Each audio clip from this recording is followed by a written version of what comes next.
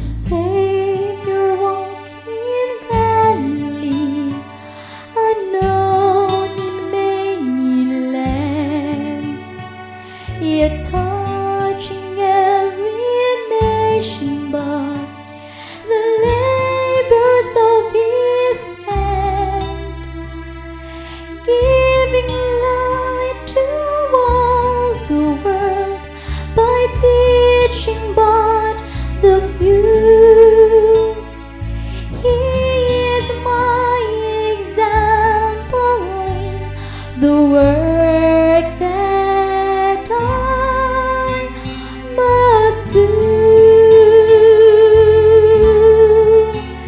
There are hands I cannot hold, hearts I cannot comfort, tears that only miracles can stay. So let me love and serve and teach those who come within my reach, for miracles begin that way.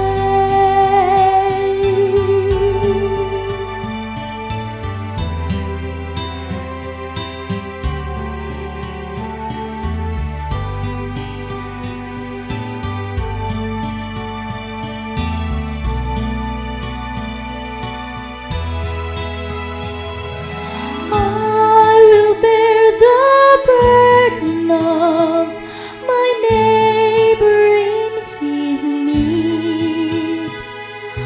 I will share my Savior's love in every kindly deed.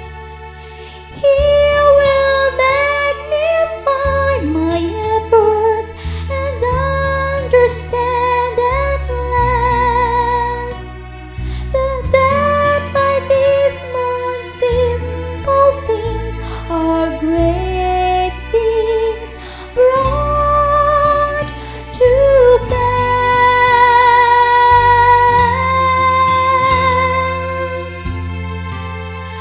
There are hands I cannot hold, hearts I cannot comfort, tears that only miracles can stay. So let me love and serve and teach those who come within my reach, for miracles begin that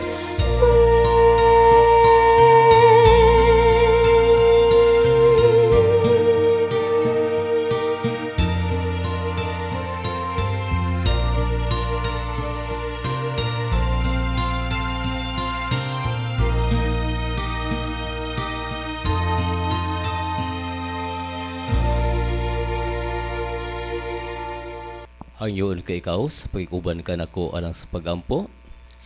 Gamhanan, balaan ug maluluyon ng mga Dios tag-iya ikaw sa mong kinabuhi.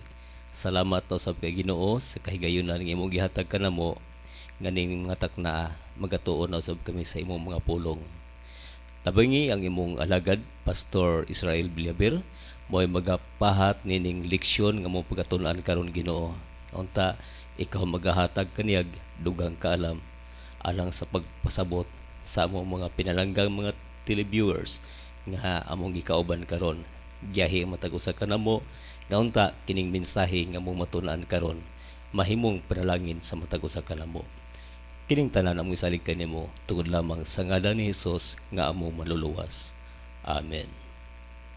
Mga pinanggan ako mga kaigsunan malipay nagpapakiguban na sab kaninyo karon ning laing yugto na sab ningadto tulamanong tingog sa paglaom special edition na magatagi kini sa pulong sa Dios nga nahanay kini pinagi sa Sabbath School quarterly lesson nga giplastar kini sa Sabbath School Department of the General Conference of the Seventh-day Adventist Church.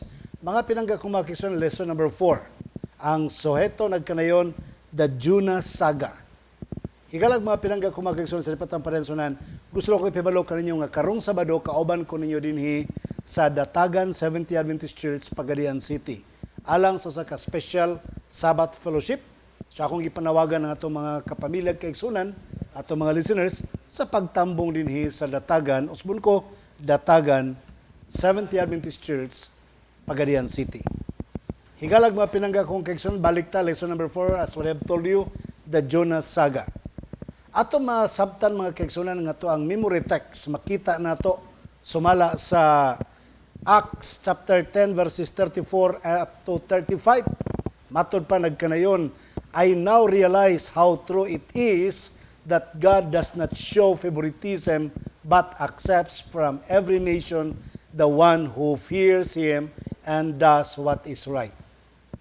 Ang life ni Jonah manghigala sa 4 chapters in the book of Jonah is reminding us, these 4 chapters are reminding us of the original plan of God, that God was about to use or was using Israel or did call Israel or the Jews to be His people in order for Him to command them to preach the gospel around the heathen countries.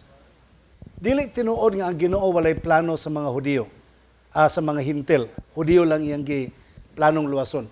Apil na ang mga Hintil, mga kaigsunan, gamito niya ang katawhan niyang mga Israelites.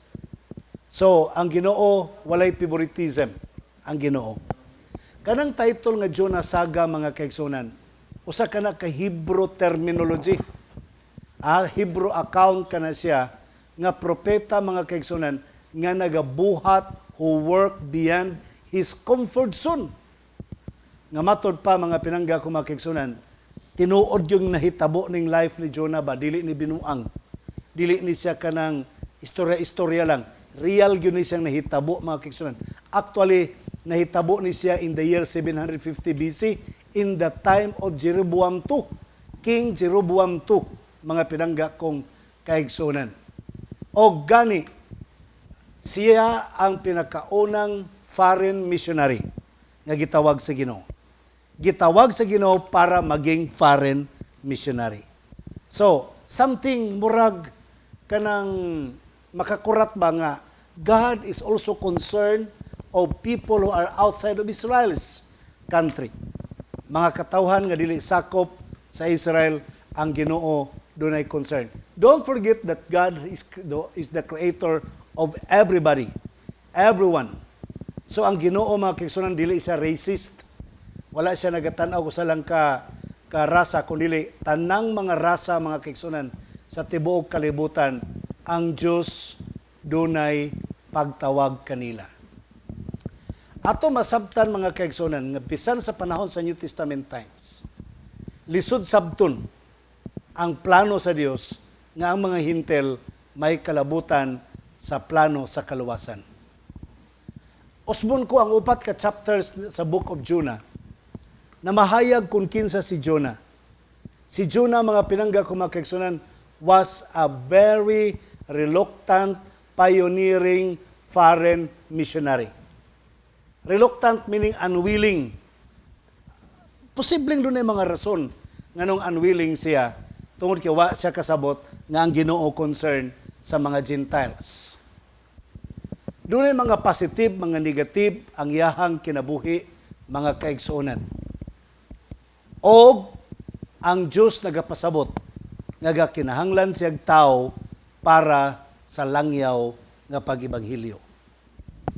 Atong sundon ang kinabuhi ni Jonah, mga kaigsuonan. Dunay mga kapalpakan ang iyahang kinabuhi. Pero sa dili pa, tagadiin si Jonah.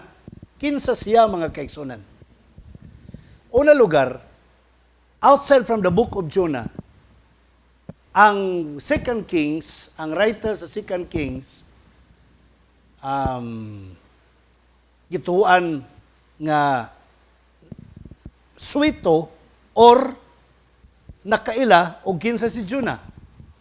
Kaya sa chapter 14, verse 25, tinaw man kaayong gipasabot mga kaigsuonan nga si Jonah nga nagpredict, nagtagna sa recapture of Israel's territory nga kuhaon sa Syria. And that is true. Sumala sa na-record mga kaigsunan sa 2 Kings chapter 14 verse 25, matod pa rin He restored the territory of Israel from the entrance of Hamath to the sea of the Araba, according to the word of the Lord God of Israel, which He had spoken through His servant Jonah, the son of Amittai, the prophet who was from Gath-Hepher. So, siya ang nagtagna mga kaigsuonan nga muna mahitabo sa Israel. Girecognize siya sa 2 Kings that he is the prophet of God nga nataw gikan sa Gath-Hepher. Ang Gath-Hepher mga kaigsuonan sa Hebrew nagpasabot siya og wine press at the water hole. Ang buti pasabot mga kaigsuonan, lungsod kana nga sakop sa kang Zebulon sa northern Israel, very near to Nazareth. So sabto nimo mga pinangga ko mga kaigsuonan nga si Kristo di ay og si Jonah pariha og kagikan Galilean. Pero nigintang sila og 750 years ang ilang pagintang mga kaigsuonan. Ato masabtan nga focus ganita sa life ni Jonah, ato masabtan nga ang iyang kinaiya mixtures. Nagkashalo-halo ang kinaiya ni Jonah mga kaigsuonan. Doon na siya mga kaluyahon, doon na po siya ay kalig-on, doon na siya ay self-will, may pagka-rebelde po si Jonah, pero teachable po siya at the same time, matinumanon po si Jonah. Kana sagol-sagol na nga mga kinaiya ni Jonah. Another thing, loyal po siya sa Dios, mga kaigsuonan. Maisugon, mainampuon si Jonah. Kana tanang mga kinaiya naana sa iyahang kinabuhi ni Jonah mga pinangga ko mga kaigsuonan. Vindictive nga style si Jonah. At the same time, na-reminded. Kitid po kay utok si Jonah. Now, kining tanan mga kaigsuonan, sa kinabuhi ni Jonah, masabtan nimo nga nagkasagol-sagol ang iyang kinaiya. Gidescribe kining tanan mga kaigsuonan. Pero ang natural ini nga tendency, human tendency ini, ang writer nagpasabot nga ang Dios taliwala sa atong mga nagkalaing-laing mga kinaiya, kaluyahon o kalig-on, but God is still working in us. And God is still using every one of us as long as we are willing to be used. Bisan pagdaghang kaluyahon ang tao, basta magpagamit lang sa Dios, magamit jud mga kaigsuonan. Dili rason ang imuhang mga flows of life. Dili rason ang imong mga bikils kinabuhi nga mahimong babag sa pagpagamit. Basta magpagamit ka, gamiton ka sa Dios bisan pagdaghag mga nagkalandrakas nimo nga mga kinaiya. In the long run, God will shape you. God will make you. You will be in the process of making. Can't you remember when God called the 12 disciples? He said, "Come, and I will make you fishers of men." Come. The requirement is just come to Jesus. Doo lang ato kang Kristo mga kaigsuonan. Walay kondisyon, bahalag kinsa ka pa, as long as you are willing to come to Jesus Christ. And I will make you willing nga moduol kang Kristo, and I will make you willing nga magpa-make. Di magbuot, maghulat o kanus abuhaton sa Ginoo kung saon siya paghimo mga pinangga ko mga kaigsuonan. Now, don't forget, as what I have told you kaganina, that Jonah was the first called missionary to foreign land. Ang sugo sa Ginoo giinan niya si Jonah, "Jonah, go to Nineveh." Gano reluctant si Jonah mga kaigsuonan? Wa siya maanad-ana. Ang iyang naandan, "Come to Zion." Sumala sa Isaias 56:7. Nga matod pa mga kaigsuonan, "Even them I will bring to my holy mountain, and make them joyful in my house of prayer.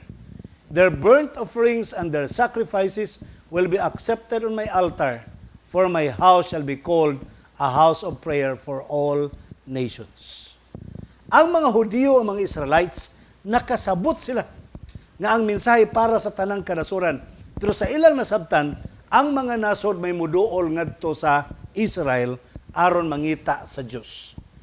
Wala sila makahibalo o dili sila nila madawat silang ginhawaan nga sila ang mugo, sila ang mulakaw aron mahibalo ang mga tao sa mensahe. They were not ready to accept that. That's why, that's very thing, that is a very thing why Jonah was reluctant in the call of God. Ganong reluctant siya sa pagtawag sa Ginoo tungod kay ang nasabtan ingon na. Pero imong nasabtan mga kaigsuonan, imong analyson pa kayo. Jonah was the very first missionary worker. Nga gitawag sa Ginoo nga go and preach. Sa Mateo 28:19, panglakaw kamo giwali may balita, pamautismo kamo sa ngalan sa man, sana kung sa Espiritu, sa tanang kanasuran. Sa to pa, apil mga hintil mga kaigsuonan.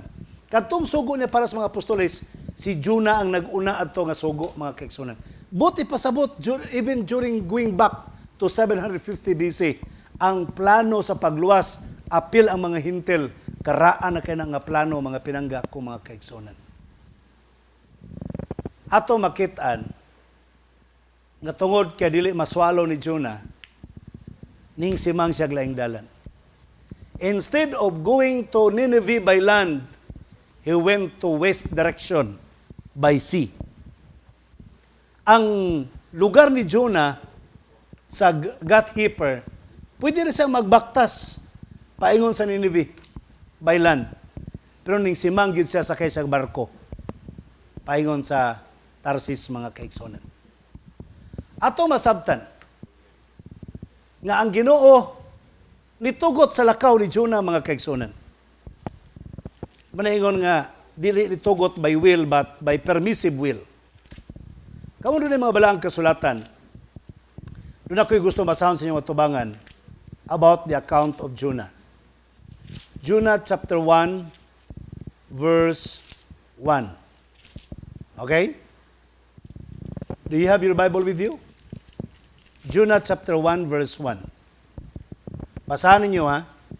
Ato ni basahon sa NIV. New International Version. The word of the Lord came to Jonah, the son of Amittai, go to the great city of Nineveh and preach against it, because its wickedness has come up before me. But Jonah ran away from the Lord and headed for Tarshish. He went down to Joppa, where he found a ship bound for that port. After paying the fare, he went down and sailed for Tarshish to flee from the Lord. Sa King James Version, kaduhagyod gilitok ang down, down, down. Pag-abot sa verse 5, all the sailors were afraid and each cried out to his own God, and they threw the cargo into the sea to lighten the ship. But Jonah had gone down the deck. So katulog isa na us-us. Buti pasabot mga kaigsuonan. Kabalo ka sa balaang kasulatan. Nagani usa ka word nga gibalik-balik paglitok mga kaigsuonan. Buot ipasabot. Duna na siya strong emphasis. Una, Jonah ran away from God. When you run away from God, you are not going upward. You are going down, down, down, down. If you are running away from God. He went down to Joppa. He went down aboard to the ship, and he went down to the deck. Katulog siya nag-down, mga kaigsuonan. Are you not running away from God? Oh, you are decreasing. But if you cling to God, you are increasing. Now, sa pagtago ni Jonah dito mga kaigsuonan, sa barko, dala sibat paingos Tarsis. Ang Ginoo nagpadala og storm, wind. Sometimes God will communicate to us by nature. Nagkikistorya siya sa iyang mga tao pinagis kinaiyahan. Muna giingon ni Kristo, if you will keep these people from shouting about me, the rocks will cry out. Kung pahilumo ni mo ning mga tawhana, the rocks will cry out. But pasabot, rocks, part of the nature. But pasabot, ang kinaiyahan may musinggit para kanako. So, what happened? Since Jonah, samtang si Jonah nagdumili sa pagwali, ang dagat mayang gipawali mga kaigsunan. Suma, unsa nahitabo? Ang dialogue mga kaigsunan na tumasawon. The Lord, then verse 4, the Lord sent a great wind on the sea, and such a violent storm aroused the ship, threatened to break up. All the sailors were afraid, and each cried out to his own God. And they threw the cargo into the sea to lighten the ship, but Jonah had gone down the deck, where he lay down and fell into deep sleep. The captain went to him and said, "How can you sleep? Get up and call on your God." Nakamalay na sila nga kato si Jonah, Hebrehanon. Maybe he will take notice of us and we will not perish. So, God will talk to us by nature. Pag balod yun, pag dagko sa mga hangin, nagbaguros, ang mga tripulante, ang kapitan mismo, they started realizing the message of God. Si Jonah po, nakasabot po siya sa mensahe sa Diyos. Verse 7, then the sailors said to each other, "Come, let us cast lots to find out who is responsible for this calamity." They cast lots and the lot fell on Jonah. Dito na padulong kang Jonah mga kaigsunan. So they asked him, kabalo na sila nga, ikaw rin hinungdan ha? Ila pag yung gipangutana with due respect. Tell us who is responsible for making all this trouble for us. Kinsa maghinungdan na ni? What do you do? Where do you come from? What is your country? From what people are you? Tagadin man ka. He answered, I am a Hebrew. I am the worshipper of my Lord. Mato pa ni Jonah, Hebrehanon ko, nagsimba ko sa akong Ginoo. The God of heaven who made the sea and the land. Pagsulti niya nga, ang akong Diyos may nagbuhat sa langit sa dagat ug yuta, nangahadlok ang tanang mga tripulante. Oh, matud pa diri, this terrified them and they asked, what have you done? So gisultihan ni Jonah mo ni tabo, mo na. Kabalo ka mga kaigsunan. Kung gusto gyud Ginoong pawalihon ka, makawali ka gyud ba? Galikay siyang muwalis ni Libi, nagdito siya gipawali taliwalas dakong loud. Dito siya gipawali mga kaigsunan. Nagingon si Sister White, panahon sa persecution, panahon sa sandilo, mapugos ka sa pag-testify. You will be persuaded to testify. Whether you like it or not, you will be persuaded to testify, to preach, and to share your faith. Ang ako pupunto, why should wait persecution? Ngano maghulat og persecution? Ngano maghulat pagbalud sa kadagatan, ayha pa mo singgit sa kamatuoran? There was a simple way that God had commanded for Jonah.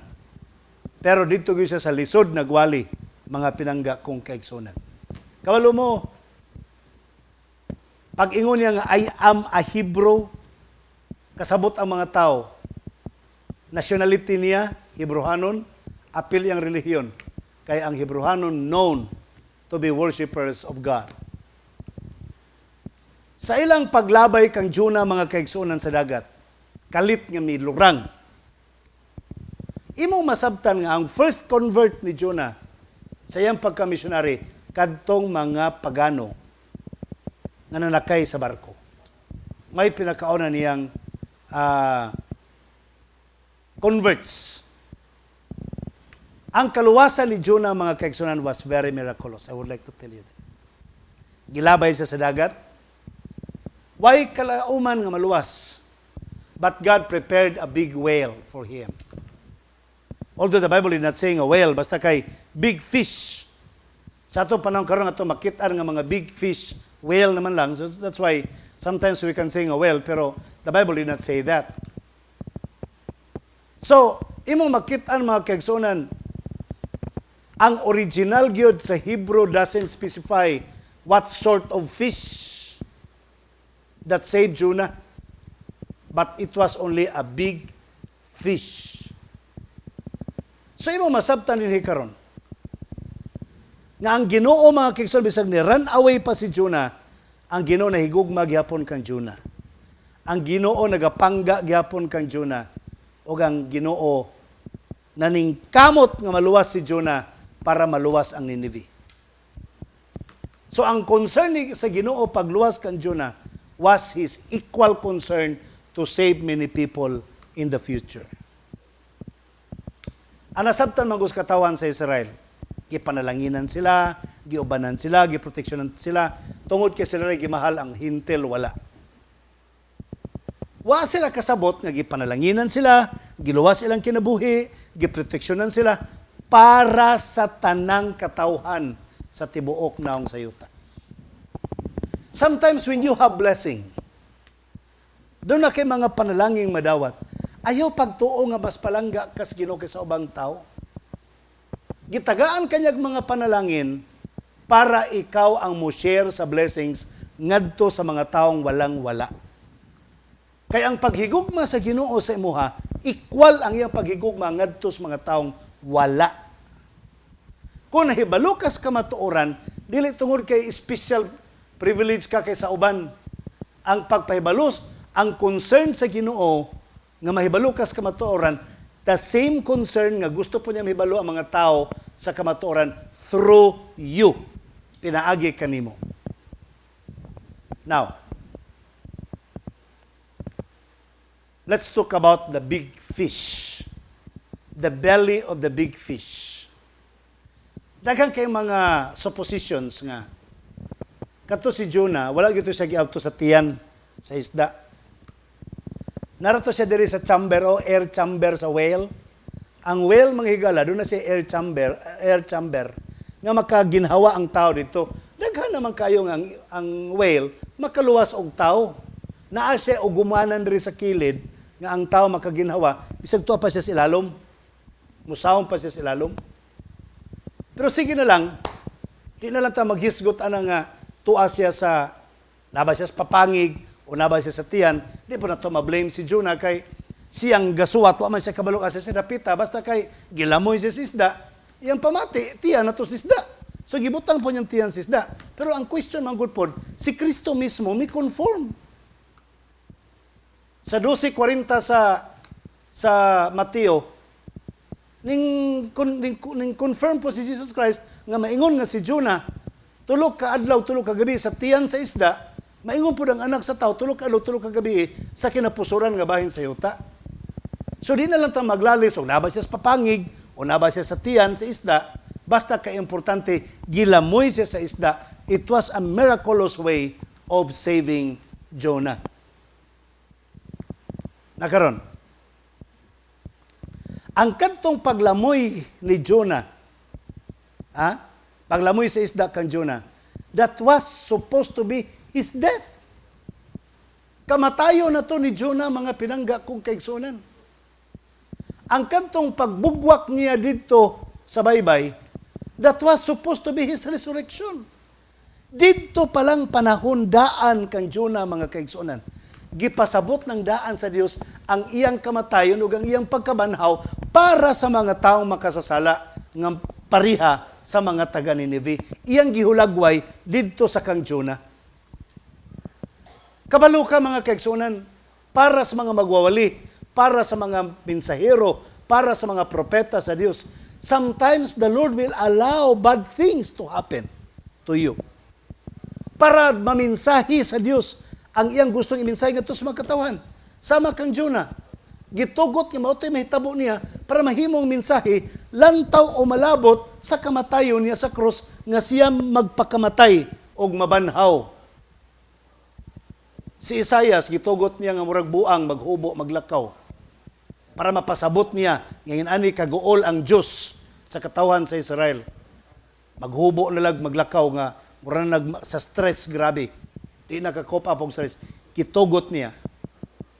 Si Osias, gitugot niya nga maminyo og buring, bulagan sa iyang iyang asawa. Gitugot sa Dios para mahimong ihimplo sa mga tao og unsa ang gibuhat sa Israel.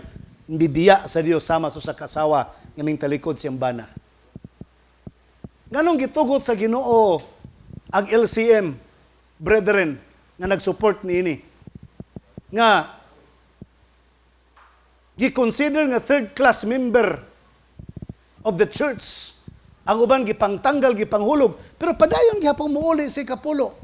Gatuo ko mga kigsunan, gitugot ni sa Ginoo para masabtan sa uban nga wa pagani panglutusa nangundang nag-uli gi Kapulo, wa pagani panglutusa nangundang nagpanimba. Here comes the LCM supporters. Gipanghulog, gipang BI tanan, pero di mangundang og simba padayong mag-uli sa halad og Kapulo. Di ba tamayo nga pamaagi mga sa Ginoo mga kaigsunan? I praise the Lord to that. Imo masabtan mga kaigsunan nga ang kinabuhi ni Jonah nga didto sa tiyan sa isda, that was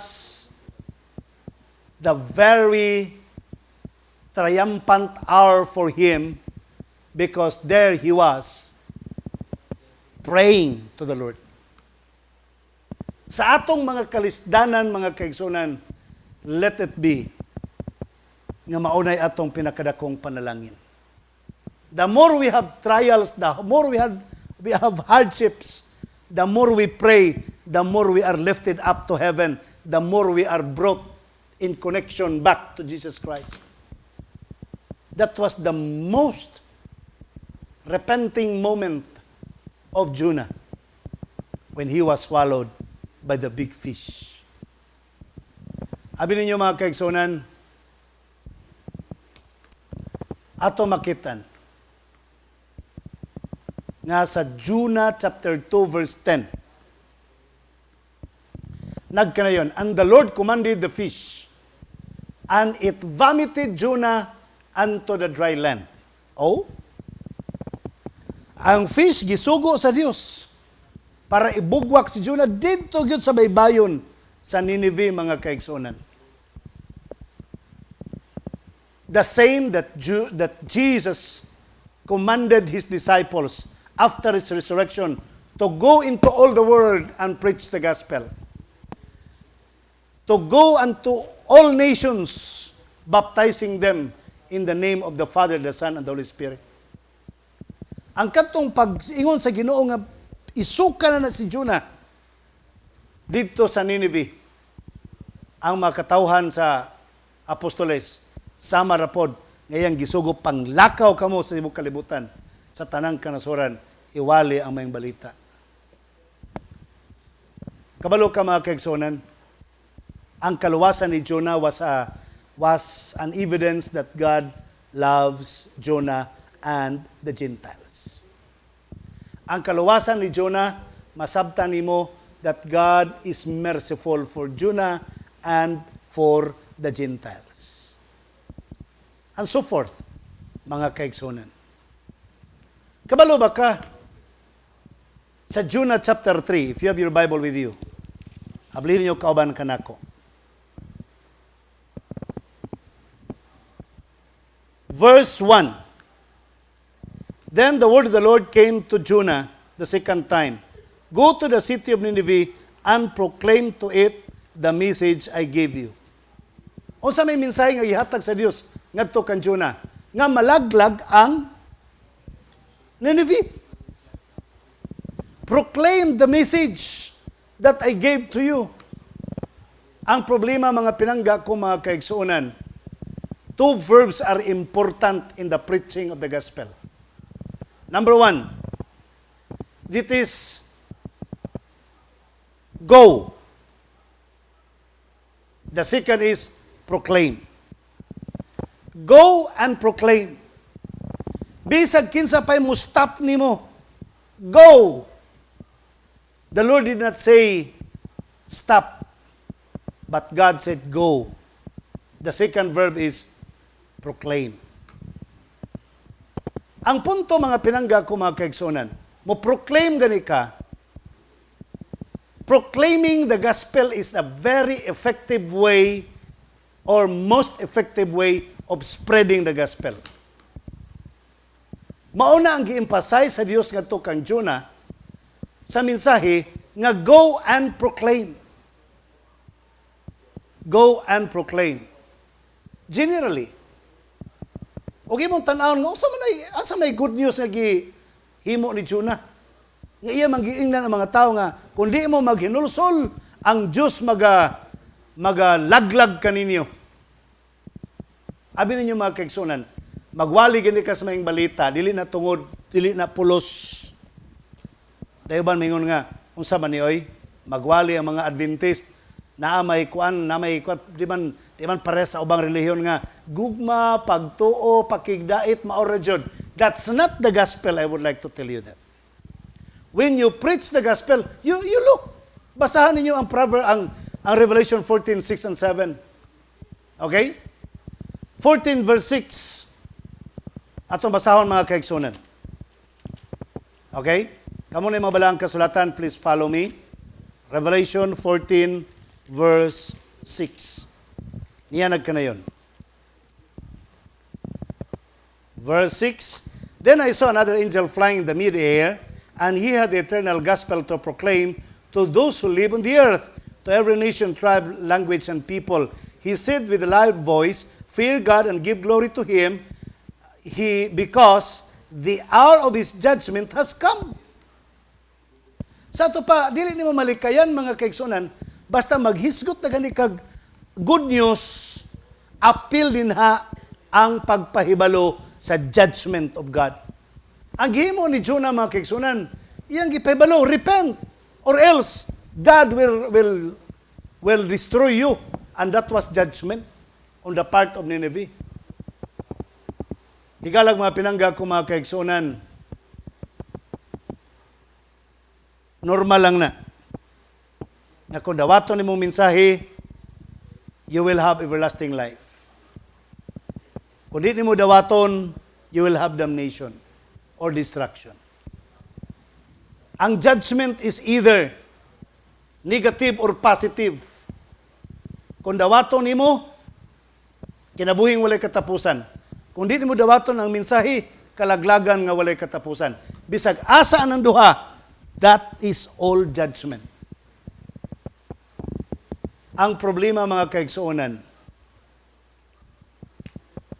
kay si Jonah, manay yung na-reminded kay si Jonah, gamay kay utok, kitid kay utok.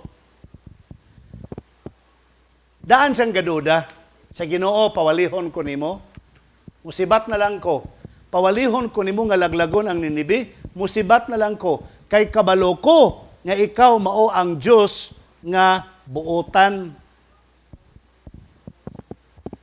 Sabi ninyo mga pinangga ko mga kaigsunan, balik ta sa Jonah. Chapter 4. Okay? Kamo na mga balang kasulatan diya. Follow me. This is something very interesting to think upon. Verse 4. Nasuko si Jonah sa Dios mga kaigsunan. Kay mo'y hinungdan diya nga anong gusto siya musibat. Kaya gisugo siya nga ipagpasultihan ang Nineveh nga mabungkag, laglagon sa Diyos na ibig di maginulsol. Ang iyang sulti mga kaigsunan, matod pa niya, ay verse 2. He prayed to the Lord, O Lord, is this not what I said when I was still at home? So meaning mo na yung reklamo. This is not what I said when I was still at home. That is why I was so quick to flee to Tarsis. Di ko musugot nga muwali ko sa Ninibe, nga matod pa nimo laglagon ng Ninibe, because I knew that you are a gracious God. I knew that you are a compassionate God. I knew that you are slow to anger and abounding in love, a God who relents from sending calamity. Now, O Lord, take away my life, for it is better for me to die than to live. Sa dinha nga ang mga katawhan sa Ninibe, nagpuasa, naginulsol, nangagpasaylos Ginoo, wa dayon naglaglag sa Ginoo Ninibe. Sa kaulaw ni Jonah, man yung kitid sa kutok, dapat malipay siya.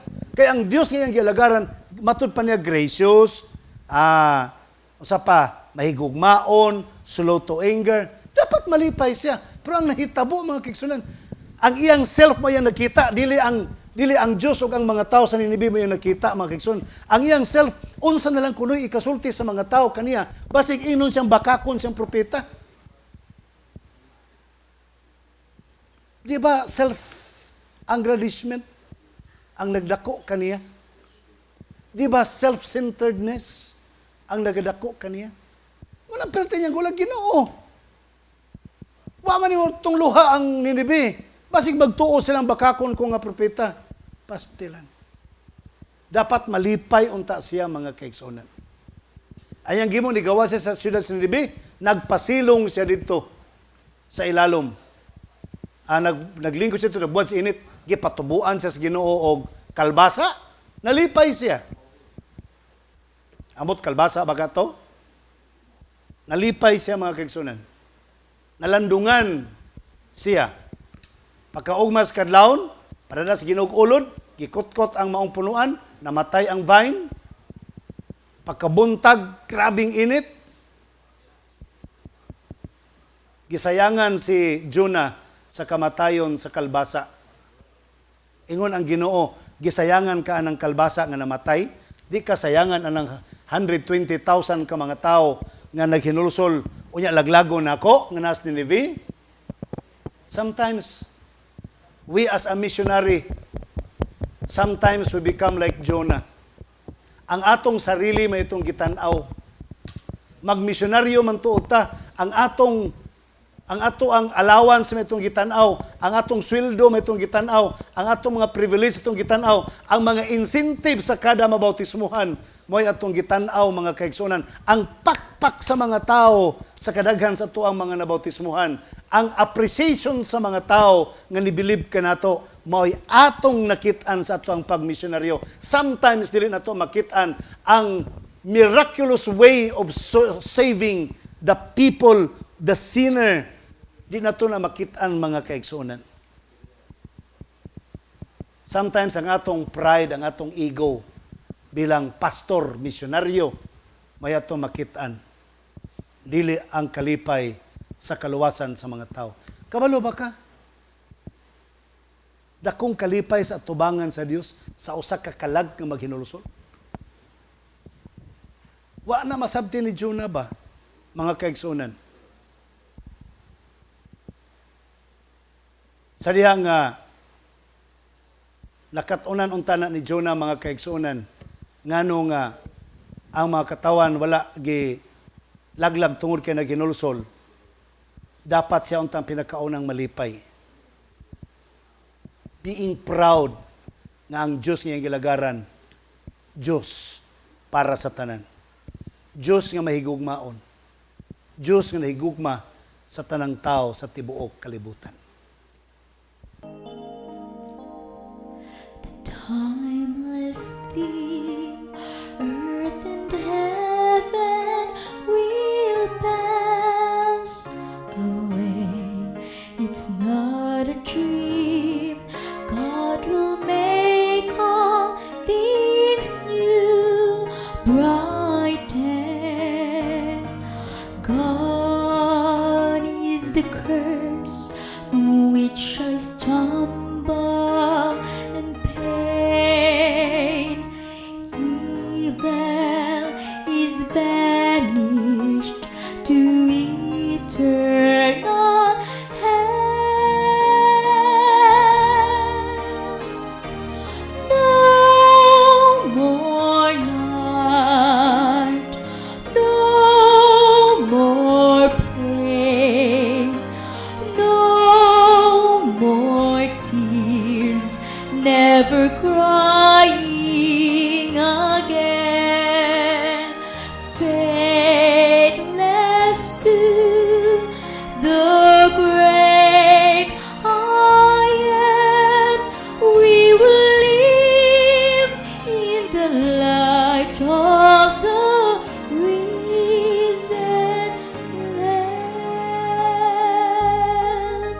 See all around, now the nations bow down to see The only sound is the praises to Christ our King.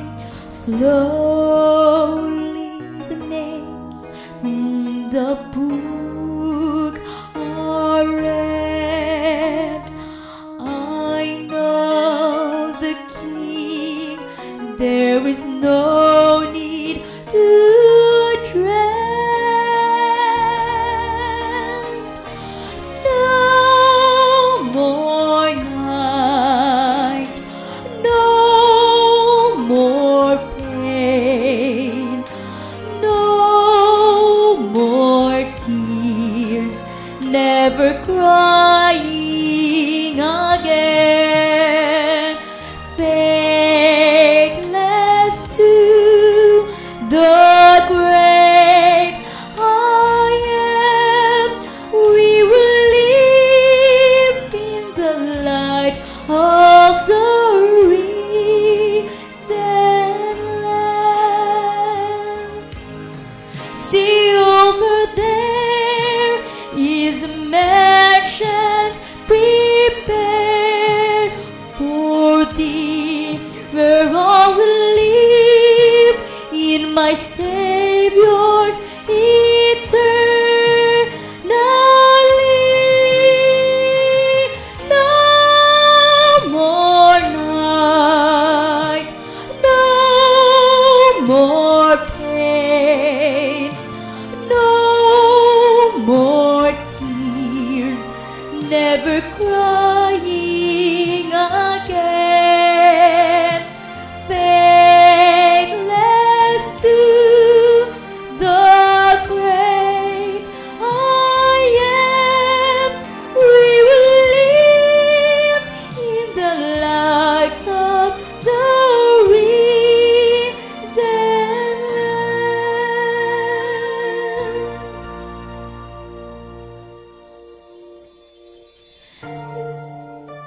In the light of the risen